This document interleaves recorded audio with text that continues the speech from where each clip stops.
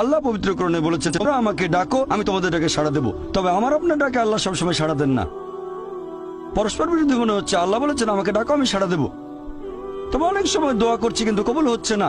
আল্লাহ পবিত্রকরণে বলেছেন সূরা বাকারা অধ্যায় নম্বর 2 আয়াত 216, তোমরা যা পছন্দ করো সেটা হয়তো তোমাদের জন্য ভালো না, আর যেটা পছন্দ করো না সেটা হয়তো ভালো। তোমরা এটা জানো না, তবে আল্লাহ জানেন। উদাহরণস্বরূপ ধরেন একজন তরুণ ছেলে, বয়স হয়তো 20 বছর, সে দোয়া করছে, হে আল্লাহ সুবহানাহু ওয়া তাআলা একটা BMW দিয়ে দাও। জানি না BMW নাম শুনেছেন কিনা, BMW মোটরসাইকেল। আমি চাই একটা BMW মোটরসাইকেল, খুব ভালো মোটরসাইকেল। ছেলেটা দোয়া করলো, আল্লাহ সাড়া দিলেন না।